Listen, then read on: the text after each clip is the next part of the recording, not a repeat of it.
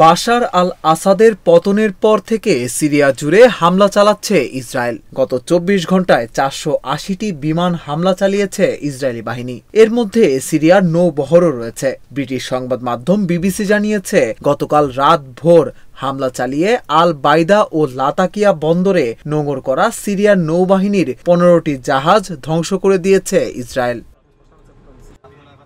এই হামলার তথ্য স্বীকার করে ইসরায়েলি প্রতিরক্ষা বাহিনী বলেছে, বাশার আল আসাদের পতনের পর সিরিয়ার সামরিক স্থাপনাগুলোকে অকার্যকর করার যে পদক্ষেপ নিয়েছে ইসরায়েল, এসব হামলা সেই পদক্ষেপেরই অংশ।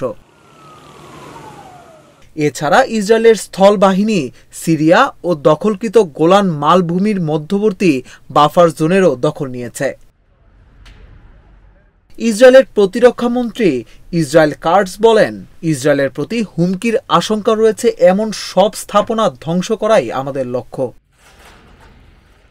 আইডিএফ দাবি করেছে, আসাদ সরকারের পতনের পর অস্ত্র যাতে চরমপন্থীদের হাতে চলে না যায় সেজন্যই এই পদক্ষেপ নিয়েছে তারা। বিবিসি জানিয়েছে, ইসরায়েলি বাহিনী এখন সিরিয়ার রাজধানী দামেস্কের দিকে অগ্রসর হচ্ছে।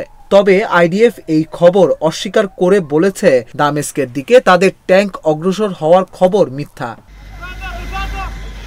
এদিকে সিরিয়ার ওপর ইসরায়েলি হামলা ও ভূমি দখলের তীব্র নিন্দা জানিয়েছে মধ্যপ্রাচ্যের দেশ সৌদি আরব, কাতার ও ইরাক। দেশ তিনটি বলেছে, সিরিয়াতে ইসরায়েলের হামলা দেশটির সার্বভৌমত্বের ওপর আঘাত এবং আন্তর্জাতিক আইনের লঙ্ঘন। ইসরায়েলের এ ধরনের অবৈধ কর্মকাণ্ড এ অঞ্চলকে আরও সংঘাতের দিকে নিয়ে যাবে।